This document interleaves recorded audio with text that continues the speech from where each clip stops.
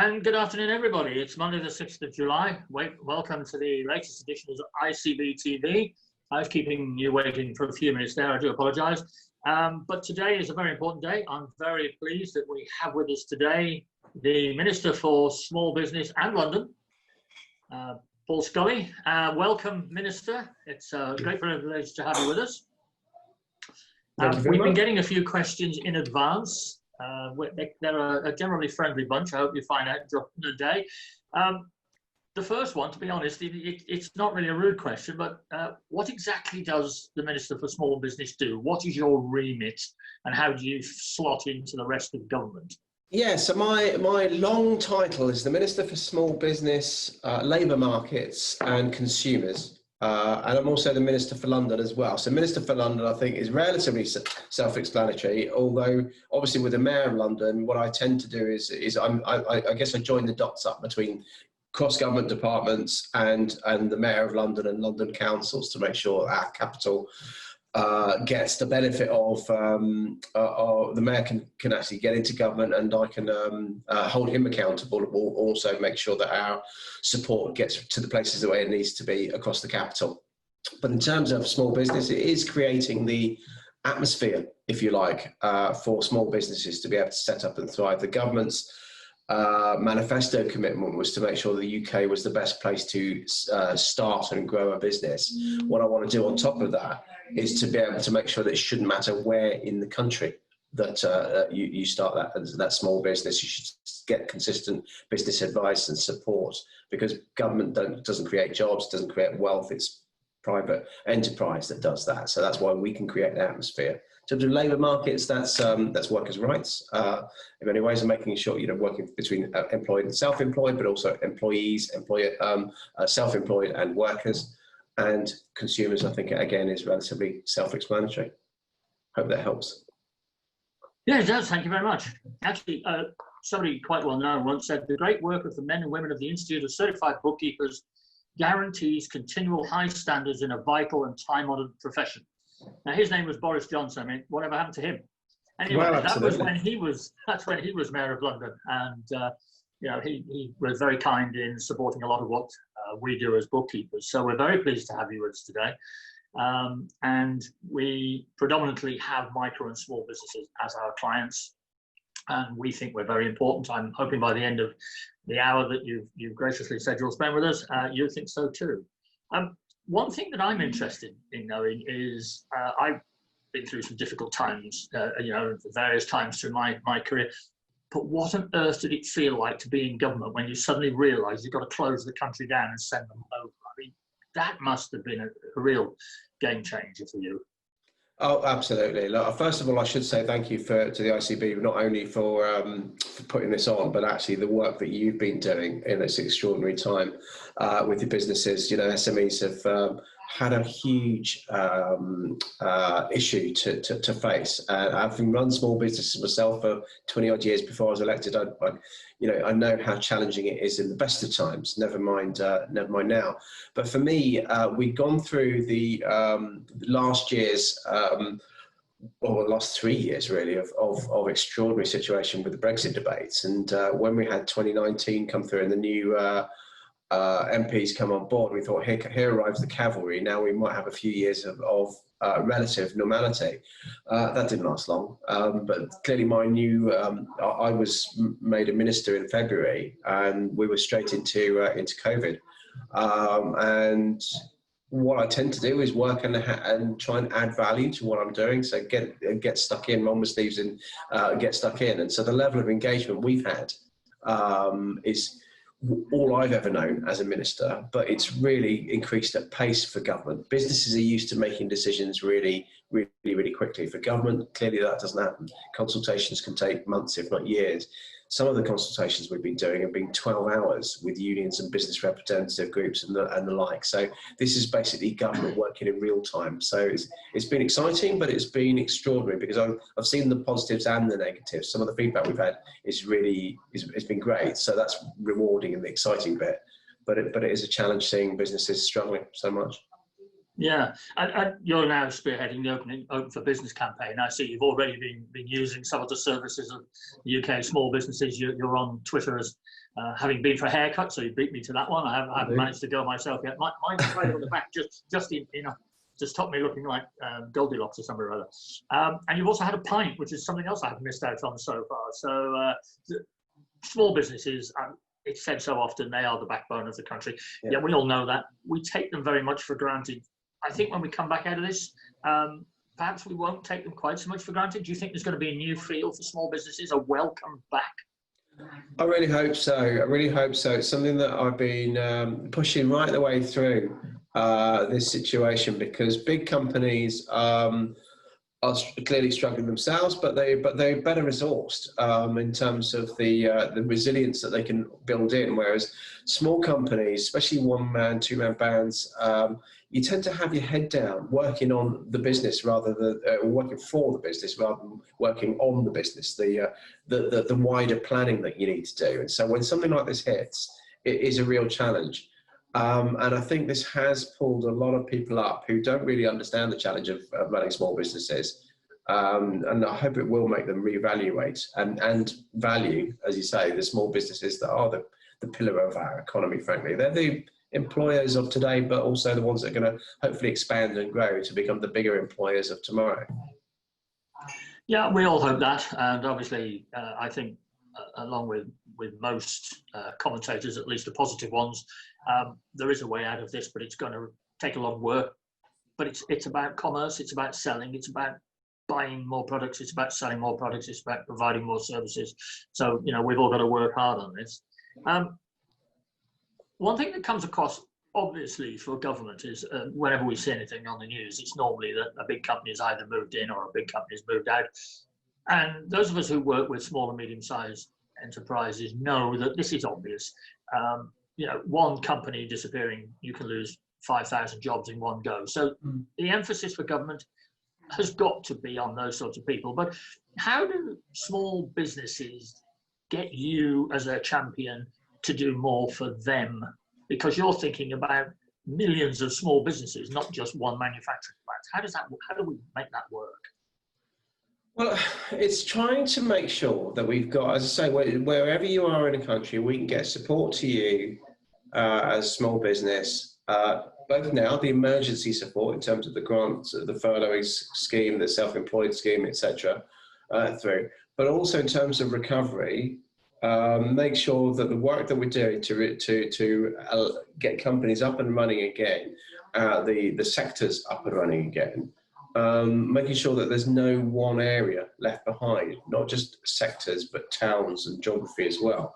Because, for example, if you get the retail wrong in or the hospitality wrong in some areas, especially coastal areas, you can really hollow out communities, not just single businesses. And so it's important that we get this right. We can only do it by listening. And so I have regular communication with the hospitality sector, with the retail sector, with trade unions, but also with SMEs. And what I've been doing is once a week, I've been focusing on one area. So it might be mentoring one week, it might be the take-up of digital and technology another week, so that we can feed that in, mainly through growth hubs, organisations like Be the Business, that can have that one-to-one relationship with companies, and improving mentoring systems, for example, which can then have a significant effect on individual small businesses. Yeah, you mentioned briefly there digitalisation. Obviously, digital tax is here with us. Making tax digital was a great move. As bookkeepers, we are a pretty peripatetic bunch. We move around with our clients. We do all sorts of things. So actually, bookkeepers in general were very, very quick to pick up the new technology, the cloud software that was available. Had we not done so, I don't think we would have been in the same position to help businesses when COVID really hit and struck. So we're good on that. But what we are concerned about, I think, is that what software companies are trying to do, not just in accounting, is actually remove the human element. But we find that software isn't quite yet able to make those split decisions when it gets to the black and white is okay, but when it gets to the grey areas, and we are finding that sometimes they make the wrong decisions, and small businesses may get themselves into trouble by not declaring their tax properly or whatever it might be. Government does, however, seem to be spending a lot of time talking to these big firms that are investing in technology, bringing technology. How are you going to ensure as a government that the concerns of organisations like ours, but also the proper controls are brought in to make sure that we don't do something wrong here and lose the proper impetus? Yeah, I think it's working with associations and organisations like yourself to make sure that we can take the temperature at any one time of changes that we're making, because digital take-up is a really good thing. I remember from when I first started doing my books that I would then give on to an accountant or bookkeeper, and then from the early days through to using Sage on a desktop and then QuickBooks in a browser window, those kind of things. And I know there's something like 500 odd different types of software now that can do your. I've mentioned two, but I mean there's 498 others. And they can be really, really good tools to improve your efficiency. Actually, in terms of collecting your data, because some of the stuff I've done with those big companies is I've been able to ask, they've been able to tell me some real-time changes in things like late payment to small businesses. They've been able to give me some really important figures. So that's been incredibly helpful in terms of our planning. But clearly, you do need to have a human element in it. You need to have people like yourselves that can actually tailor the support, the help, the work, the advice for different types of businesses. Stuff that just a bit of software can't do.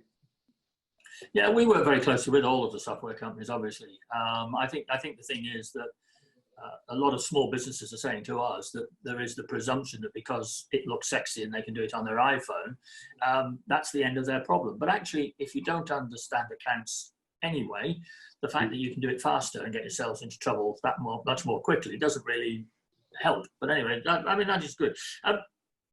Minister, you'll excuse me for trying to get something out of you for bookkeepers, obviously, because it's one of the reasons I wanted you on here. But HMRC and other organisations are very much working towards trying to get qualified people looking after people's taxes, looking after people's businesses. And we do this, obviously, everybody that comes into our organisation has to be qualified. We put them through CPD, etc. But there are still a lot of people out there that are, I suppose, taught by experience. And in our experience, they're not particularly good at this. There never seems to have been an appetite from government to make bookkeeping and indeed accountancy a regulated profession. Anybody can call themselves a bookkeeper or an accountant. Why do governments not have an appetite to make it a little bit more legitimate?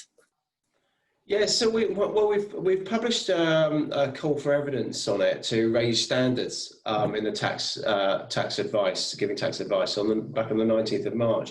We extended the deadline, obviously, because of COVID. So that's now 28th of August, the deadline to give stakeholders time to submit their views on this very topic.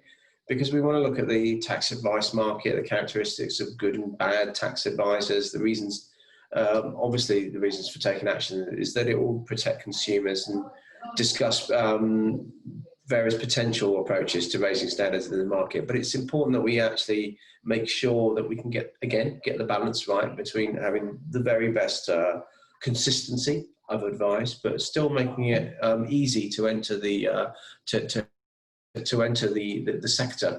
as a practitioner, albeit with the right skills and the ability to build up that experience. In that way. So if you want to give any more advice or input into that consultation, we've got the gov.uk. It's got the link there, but there's also there's an email which I can give you, or you can. We are actually taking part in that. Yeah, Brilliant. We will be taking part in that. We're on the tax strategy group, the various tax strategy groups, so we will be getting involved. Good. And that I think will be useful. The Chancellor has announced recently that he is going to help fund employers to take on young people, because obviously when we come out of this, a lot of young people are going to be, missing their last year of college for a start, or school, but other than that, looking for jobs. And that's great. We very strongly support that. But small and medium-sized businesses tend not to have the facility for taking a young person on. If you're employing 2 or 3 people, the next person you take on tends to be a mature person who can bring extra skills, not somebody that is going to be a cost, if you like, for the next 12 months while they learn their skills, and therefore it becomes a problem. Are there any moves afoot that you know of or you can share with us that government is going to bring in to try and get us just physically to employ more people, not just youngsters? Well, I think obviously young people. I think young people, women, and as a few other groups have been are likely to be particularly badly affected by this situation. But nonetheless, there are going to be job losses. There are job losses, unfortunately, across the board at the moment.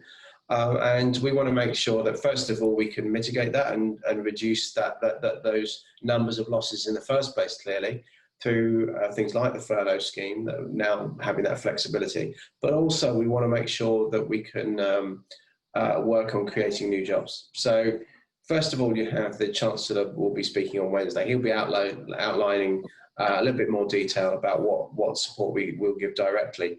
But we've also been working on economic recovery roundtables. So we've had 5 roundtables working on a number of issues, listening to people about small businesses, about how setting up a small business, about attracting investment into this country as well, and exporting, having a green recovery. So how can we actually meet our net zero carbon emission targets whilst using this as an opportunity to pivot towards a greener economy. So there will be new opportunities arising that will have those opportunities for everybody, frankly, and we need to build on that over the coming weeks. The ICB is part of the apprenticeship scheme. We are an endpoint assessor. We're working in payroll accountancy, and there are businesses out there that have been taking on apprentices. It became a bit of a problem during lockdown to get them their work time. Their study time was relatively easy. They had a bit more of that. And we were able, thankfully, to let people take their endpoint assessments, even remotely, proctor them, various things. So there was no hold up there. But we do need to encourage numbers. Before this all happened, there was talk about trying to get some of the levy money being held by the bigger companies that were perhaps not using it, and get them to spend that with small businesses, perhaps even to use that in a sort of a sponsorship of small businesses, so they get something out of it anyway. They can get some good PR. Is there any plan to try and extend that at all? Well, we are looking at the apprenticeship levy to make sure that it's as effective as possible, and so this is the benefit of the engagement that I've been having. Is that it's something that's been raised over the last few weeks, is how we might do that. And small businesses have been saying, can we do something through supply chains from big business maybe, or work on clusters, so that not only can you encourage better spending of that money, but also get the mentoring right as well through those clusters. So these are all ideas that we're definitely taking on board and listening and seeing how best we can make that apprenticeship levy, which was, that we worked really, really well. We were really successful in bringing apprentices on. We want to get to that second stage now, where we continue the programme rather than letting it plateau. You mentioned mentoring a couple of times now. Obviously, that's something that the government is wanting to push. ICB itself mentors its members, and in fact, we're taking on a team of people now to, as soon as people start their path onto being qualified bookkeepers, they've taken their exams, but then they go out and start their own business. We will actually have a sort of an onboarding team there. Mentoring, it seems to give people that extra belief in themselves almost, if they can see somebody has been successful. But you do tend to pick some quite big entrepreneurs to try and mentor. Do you think that sometimes misses the mark when it comes to small businesses? I mean, seeing Michelle Moan or somebody like that, or Karen Brady. I think we don't think we can get that far often. No. I mean, I think what you find is you have those big names which tend to sort of showcase what we're doing, but actually, someone like Be the Business, which was set up by a number of big well-known business people, they reach out into other companies, big and small, and match mentors with the kind of business where they fit well. So they're not all the big names, but it might be. I've seen great examples of family-run businesses where maybe they've reached a point when the next generation wants to move on, and there's always a tension there. There can be a tension there, but people that have had similar experiences that can help break through that. They've had startup mentors. They've had mentors that can that just need to get that sort of sense of discipline into someone that's got a great idea but not quite sure how to actually have the business discipline. And so these people coming from manufacturing, they're coming from aerospace, they're coming from small businesses themselves, and this is a network across the country rather than just necessarily those big names. This isn't all about The Apprentice or Dragon's Den stuff. This is about real life and that day to day. Yeah, we've worked very closely with Caroline Plum, who is another lady that works in this, and she now set up Fluidly, which is all about cash flow, which is music to our ears, and businesses knowing what their cash flow is doing. You mentioned before bad payment patterns. I think it seems to be getting a bit better. Some ways, possibly because of the government initiatives, the better pay schemes. Do you think that the legislating to make people pay on time or pay interest do you find that's worked? Do you think that has been useful? Well, we've got the payment code, the prompt payment code, and that's had an effect. That's definitely had a positive effect. The Small Business Commissioner, Philip King, is doing a really good job, especially at this moment in time, when the sort of the urgency, the suddenness of the situation caused a lot of big businesses to just stop, take breath themselves, and some of them stopped all payments so that they could take stock and then work through. What Philip did, he rang up some of these big companies and spoke to the chief execs, the finance directors, and talked this through. We got complete turnarounds. So what he's been doing, he's been calling out bad examples, but he's also been showcasing good examples. And some of those good examples are people that, as I say, he's been able to turn around. And that acts as an example, I think, for others. But we do want to give him more powers, or his successor, because he's coming to the end of his stuff. We want to give his successor more powers to be able to get on to and tackle late payment, because it's something that is so fundamental to small businesses. The whole point about the support with this situation is about cash flow, and we know cash flow is at the centre of everything that small businesses do.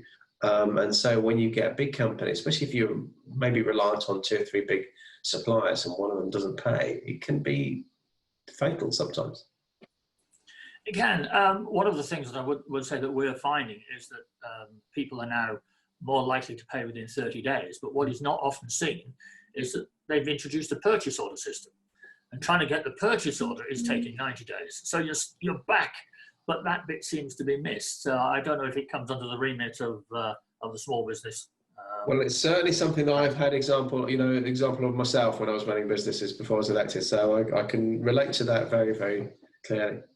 Yeah, it's a shame. But so what sort of businesses do you think, when you sit at home at night with your crystal ball, do you think are actually going to get us out of this at the moment? What is it you're looking for in a business to say, yeah, that's who we need to push? Yeah, I mean, I don't think there's necessarily particular sectors. I talked about green recovery. There'll be a lot of technology companies that are coming through because of things like digital take-up and what have you. But there's so much wider. Rather than the sectors, it's about how people respond, as it always is with small business, frankly. I've likened it. I think that lockdown and furlough are probably going to be the 2 words of 2020. I'm hoping that the business word of 2021 will be pivot. There's been some amazing examples of people sitting there looking at what's going on, and either sitting there thinking there's an opportunity, or coming up with a realization that actually, what, my business, that as I've set out to do, is going to really struggle if I carry on this path. I need to change path now. So there was a guy, for example, young guy, he's in 24. He runs a business called, he's Charged Up, and he was putting mobile phone chargers into that you could rent, almost like a Boris bike, where you take it with you and use it as an app as you're travelling on the tube. And what he did, realising obviously not a lot of people were going to be using the tube, that wasn't going to work particularly well at that particular moment, he changed into cleanup. So the dispensing machines he's converted into hand sanitizing dispensers, and that's all the way across the underground network now. So it's just, and he's been able to change his mind, change his business plan, get them produced, get them into the underground stations. And this is a 24-year-old, really, really inspirational guy. I was so energized when I finished talking to him. And there's many examples like that. So it's the ones that can actually start to pivot and see how things are changing, both in terms of as we get back to the new normal, if you like, but there's a new reality coming, especially in retail and hospitality and these kind of things. There's a new reality where some of the permanent behaviour changes that have been introduced by this situation, whether it's less use of cash, whether it's the high street conversation that we've had for decades about what the high street's going to look like in 10 years. Well, now actually we've got to have the conversation, what's it going to look like next year? So it's the ones that can respond to that will be the job creators and the wealth creators of tomorrow, I think. I think some of the companies that we've noticed really, like the 24-year-old you mentioned, some companies have just gone back to the drawing board and come up with some fantastic ideas. My daughter introduced my wife and I, to a catering company that suddenly decided it was going to put ready meals in a box and they deliver it to you. So, we have that once a week. It's all this sort of stuff. It's typical British ingenuity, isn't it? We don't sit on our backsides for long. We just definitely.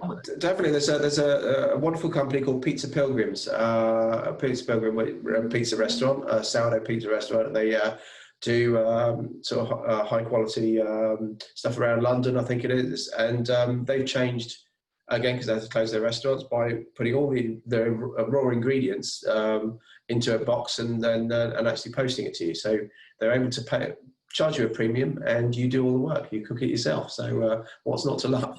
So, but again, it's just that pivot. It's just an idea that they realised that they were flying out the door. So they're changing their business model because they've got those well-sourced ingredients that you might not be able to get in your normal supermarket. Yeah, no, I think it's great, some of the things that people have come up with, and people making things that they didn't make before, or, like you say, turning mobile phone chargers into hand sanitizers or something or other. Yeah.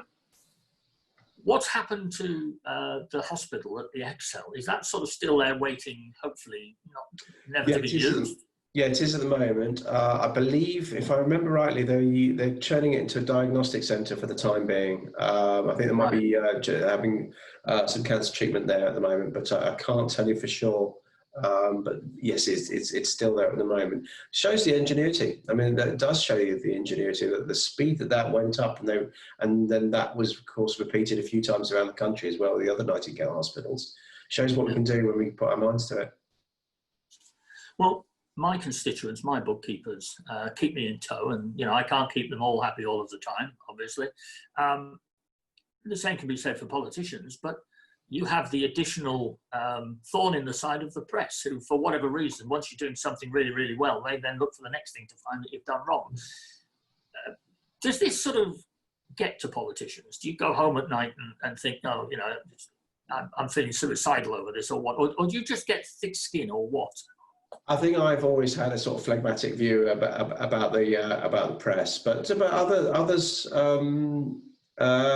do find it very difficult to cope, because it is an unusual situation that we're in as politicians. Full stop. Never mind as a minister, when you've got the people around the country that don't know you, that see your social media and sort of like sit there thinking it's okay to throw abuse, which it clearly isn't. You wouldn't do it to someone on the street, so why do it? Why do it now? But the vast majority of people that I know in Parliament are trying to do the right thing by their constituents, and it's important that we get through this all together. But it's interesting about the media, because you have this wider issue. If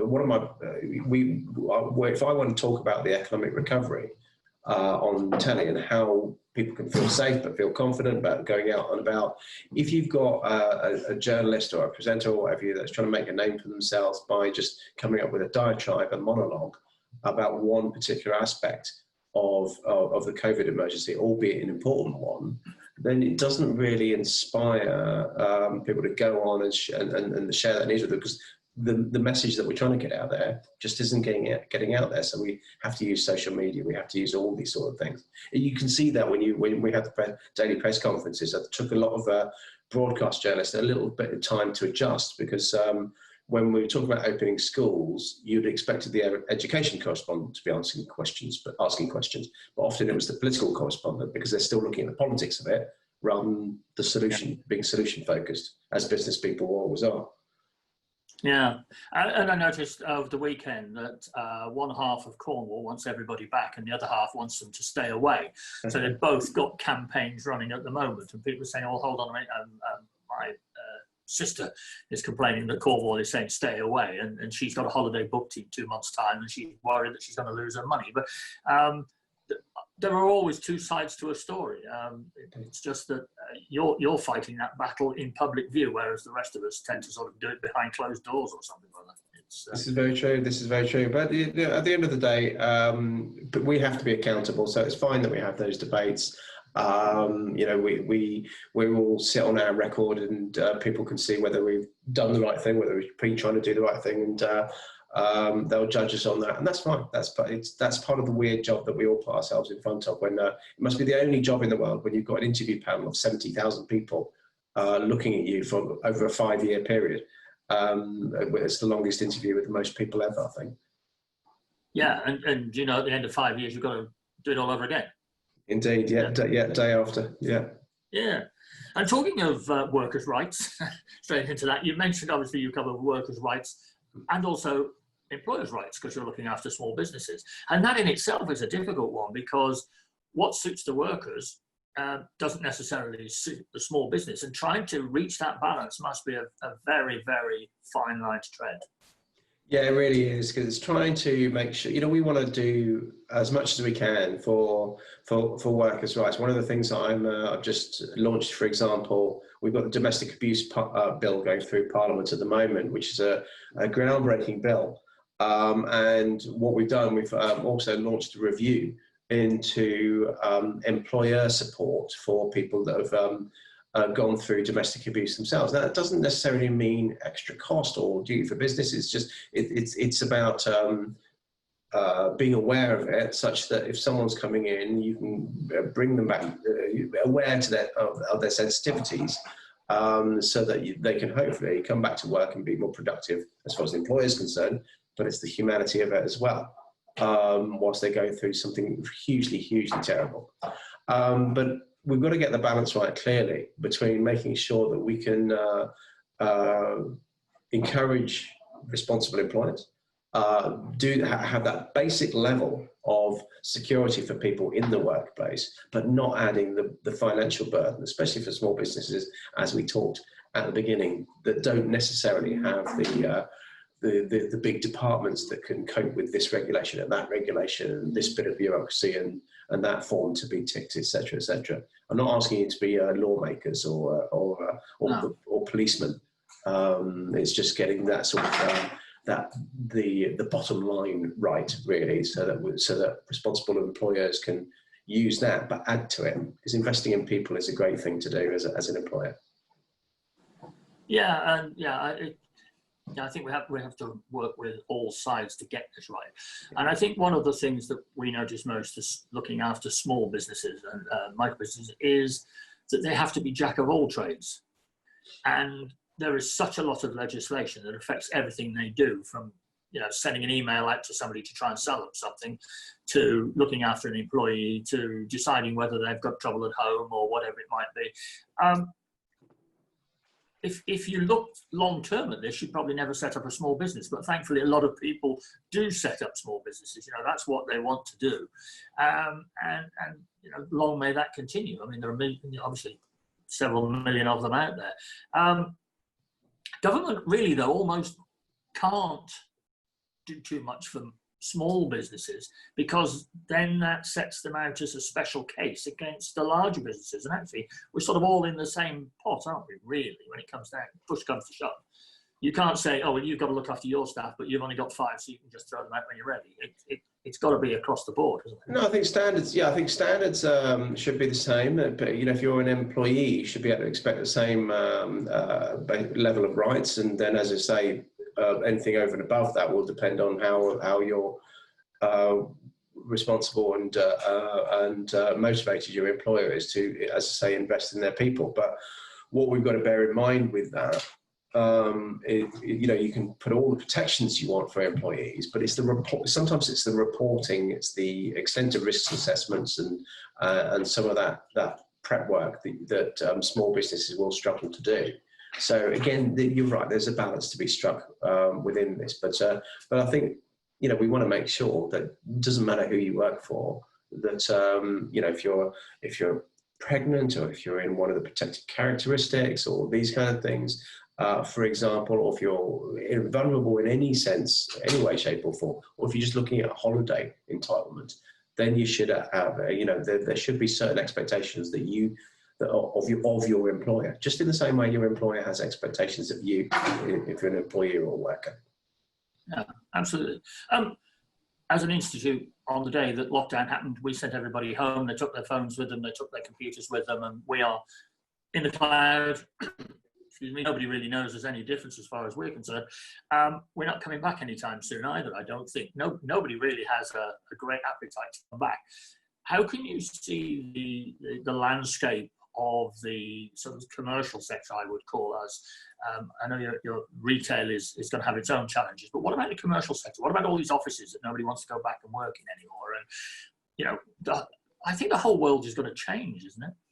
Well, this is what I meant about that new reality, that permanent behaviour change. It's interesting because we've just been talking about workers' rights, and one of the things, the fundamental tenets of our business manifesto, was about the employment bill that I've been working on, which one of the key cornerstones of that bill is to make flexible working the default option, if you can reasonably do it. And clearly, over the last few weeks and months, that's exactly what we've been doing. As you say, we've been taking our laptops, our phones, our iPads, and working from wherever we can find it at home. And what we found as retail and hospitality sector has started to come back is that retail parks have started to trade reasonably well. A lot of high streets are getting there. Slowly but surely, but places like London, where public transport has been a challenge, has been difficult to get back up and running. We're trying to, make sure that we can demonstrate to people, because I walk around London all the time. I'm in Whitehall as we speak. It's okay, come out. I feel safe. People are actually working really hard to put all the guidance into practice. And so, if you go into the middle of town, whether it's here or Manchester or Birmingham or another town, you can do so safely, and you can have a great time and keep coming back.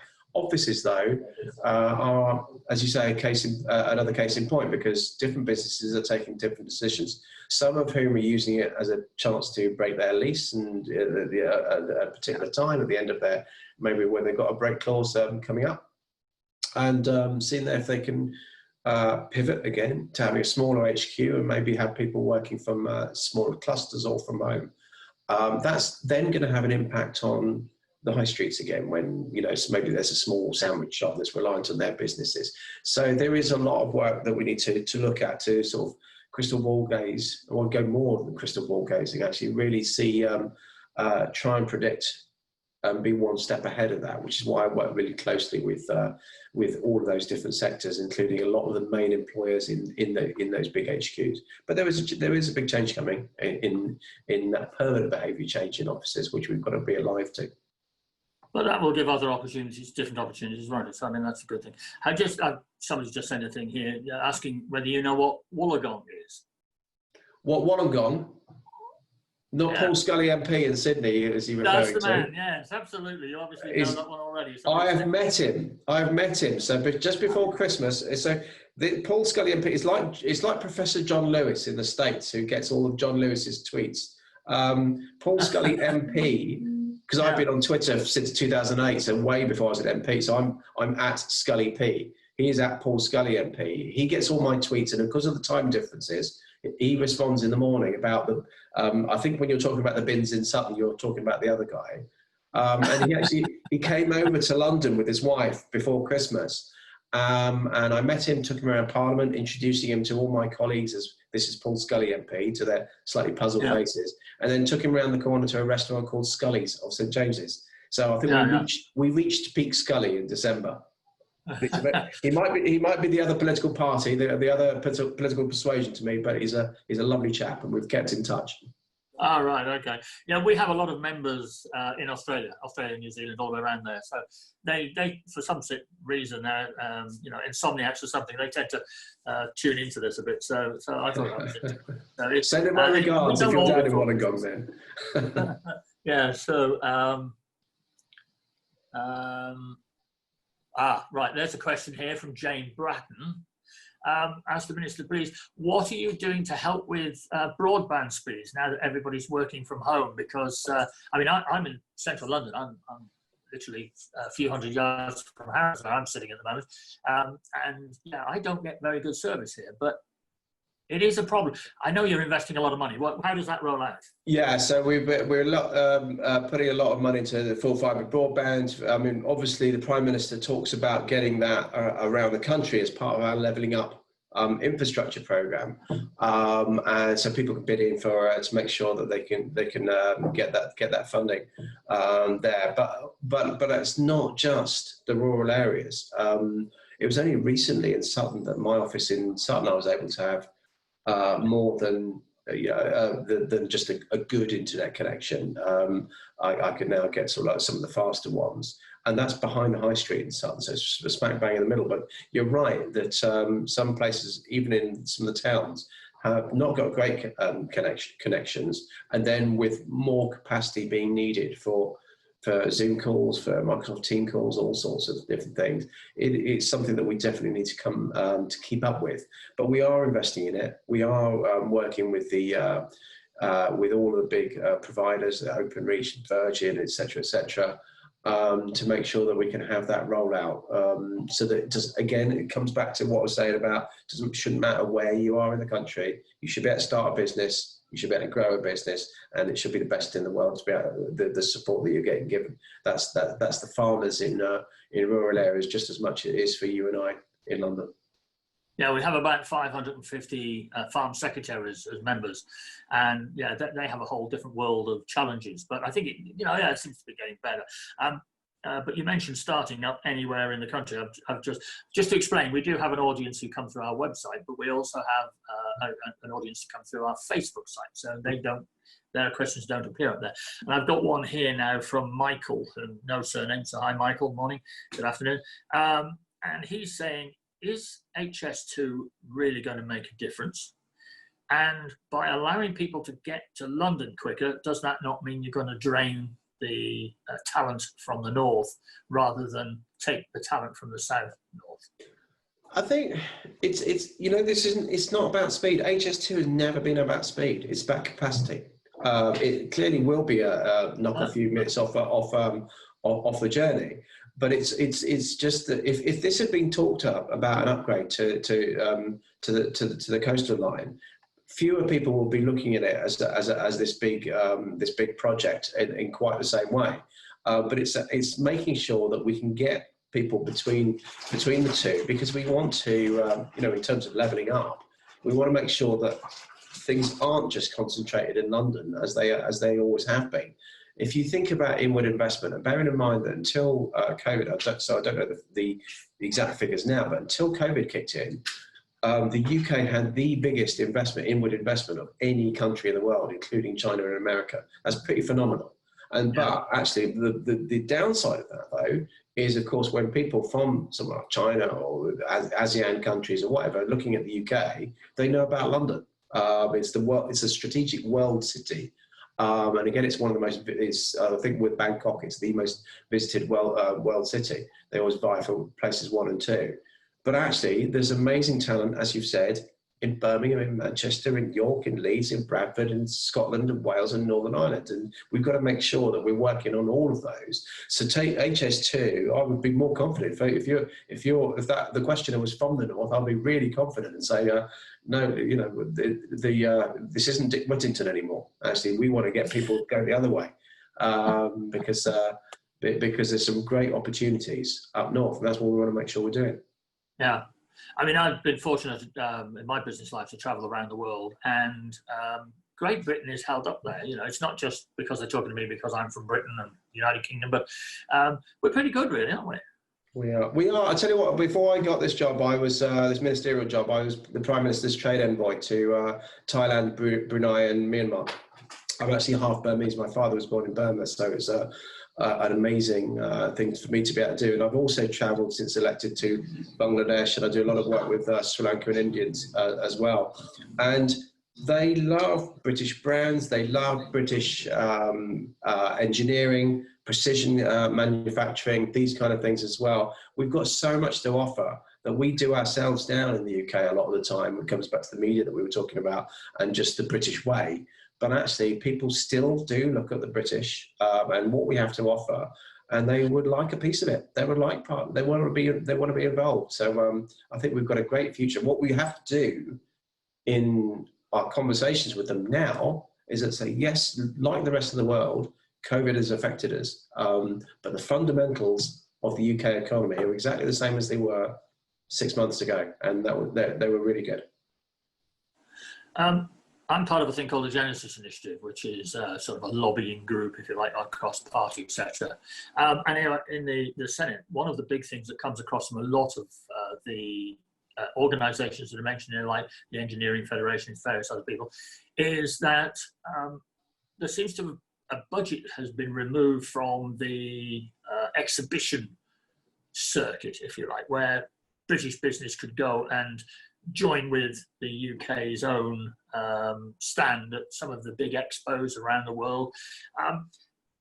Ignoring that for the big business for a moment, because they can worry about their own problems. When it comes to small businesses, you know, how do we get businesses to think about going beyond, you know, think they've been on Eurostar, they think they're entrepreneurs and they're moving, that's great, but there are bigger markets elsewhere as well. How do we get businesses out? How do you get businesses out there? Yeah, this was something I was doing as trade envoy. One of the most recognisable campaigns around the world at the moment, advertising campaigns is the Great campaign. So if you go into our airports, but if you go to a number of airports abroad and towns and cities abroad, in the business areas rather than necessarily a resort if you're going on holiday, you'll see the Great with the union. You know, exporting is great, Britain is great, this sort of thing, and it's a number of themes, but it's to encourage people to actually see Great Britain as a possibility for people that want to come over to their country and actually do some great work there. So we've had a trade deficit, which actually we can talk about free trade agreements. We can talk about all of this market access. We can solve it if we can double our number of companies that export. There are few. You know, there's companies. The percentage is 5 or 6% of British companies export. If we can double that, we solve our trade deficit instantly. So as you say, it's giving them the confidence to say that there is the UK export finance that's there. It's £50 billion worth of finance. Marketing budget until recently was zero. So it's getting that out to people to say, you know what, the government is supporting you in this way through banks. If you're predominantly a UK based products and offering. There's some really good support through the trade commissioners, the trade envoys, the Department of International Trade representatives within high commissions and embassies around the world, and there is a great database as well that you can go and register on. And you can put your kind of business on, the kind of business you're looking. And what it does, it actually looks for the tender contracts in all the major countries around the world. It's an amazing first of its kind. And it will feed that back to you. So you'll be notified of job opportunities, of export opportunities around the world. So there's a lot of support there for you but it's giving the companies the confidence to actually take that step. Yeah, we always find it difficult as an issue because we're a not-for-profit organisation, and people who are doing these things don't normally understand anything which doesn't end in a profit. I mean, we're not making a loss, obviously, we're making a surplus, but the fact that we haven't got shareholders pushing us, I don't know. We don't sort of fall into any of the nice funding brackets or assistance brackets. We have to do most of this ourselves. Having said that, we're in 134 countries at the moment, so we're doing okay, but it would sometimes be nice to get a bit of a leg up from somebody. We're also very strong in the Commonwealth. We're recognised in all of the Commonwealth countries. I mean, the Commonwealth, again, is something which seems to be coming into its own far more now. Those countries that we perhaps pushed away because they weren't European seem to be coming back and being a bit more friendly with us now. Would that be right? Yeah, I think we've always had this deep relationship with Commonwealth cousins, and I think what we have done is slightly neglected them over the last few decades because we've looked at markets closer to us, and there are some amazing opportunities again going both ways between those countries. I always likened it to the fact that in the 19th century and before, the UK obviously was motoring as one of the, if not the world leader in terms of our economy, our mercantile nature, our exports and what have you. The 20th century belonged to America, to Germany, to Japan, but 21st century.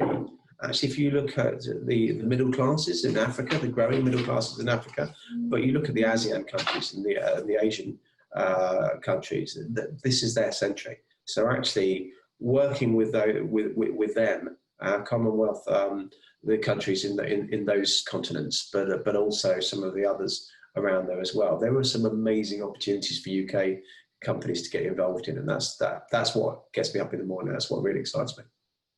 Great. We get involved, or did prior to COVID, get involved with the all-party parliamentary groups, small business group. I mean, Brian Binley was chairing of that for a while. He's no longer in Parliament, but nonetheless, he was a big pusher of that. And Marie Morris did the micro businesses, etc. And I always found they were useful because you get to talk to MPs who occasionally there's a sort of a bright light moment where they think, oh, I didn't realise that, and it was helpful. And in fact, when we first started, we had a member of the House of Lords as our patron, the late Michael Kintor, Lord Kintor, and he joined something called the Parliamentary Trust. And that is where these people, he and others, were put into small businesses for a couple of days to see how things went on.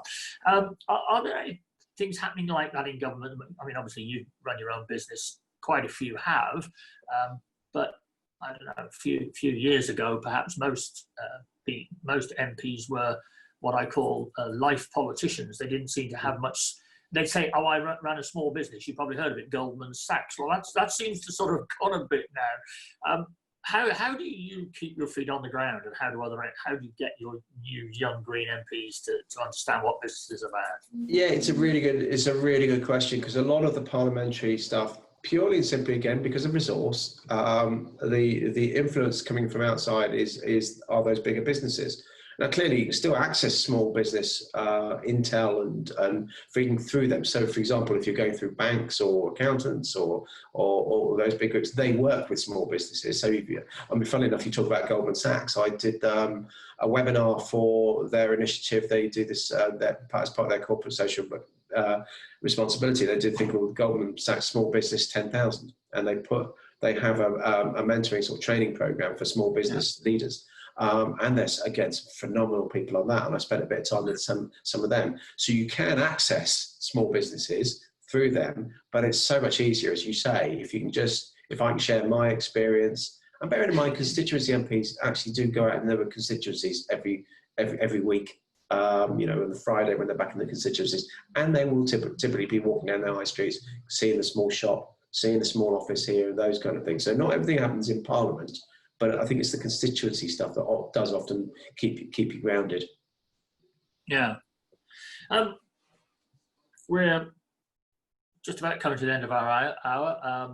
Thank you very much for that. Can I just finish by saying, if we look at history in another 20 years' time, this government is going to be remembered for one of a number of different things. I mean, everything has hit the fan. So you've got Brexit, you've got COVID. what would you like your time in power to be recognised as? What would you like your biggest achievement to be? I think hope and opportunity would be the things. I think if we can actually, if I can sit back and say, you know what, whilst in power, whilst working, I was giving people hope. Well, I was then at the end of it, looking back, saying there was an opportunity for small businesses or for people that are out of work, that need their job creation. There's an opportunity they can grab. If we can change the skills from being this sort of amorphous discussion that we often have to actually something that's tangible. So as employers, there's, you've got some real tangible employable skills that people are coming through. Those are the kind of things that I want to be remembered by, so that I can leave the workplace, the small business community, in a far better place than I found it. Then I'll be happy with that. That's great. I mean, I was talking to somebody recently, they said that actually, if you think you give people as much as you can and they'll grow, yeah. If times are tough, they'll probably grow twice as fast because they have to make their way out of it. So it'll be interesting to see which way it goes. Minister, thank you so much for being with us today. I've kept some of the questions here. I'll pass them on to your office. Didn't want to interrupt. I was enjoying the chat. So I hope that was okay with you. It's great to know that government knows about bookkeepers and everything else. We will ensure that we give you as many hints as we can to make your life easier and ours too.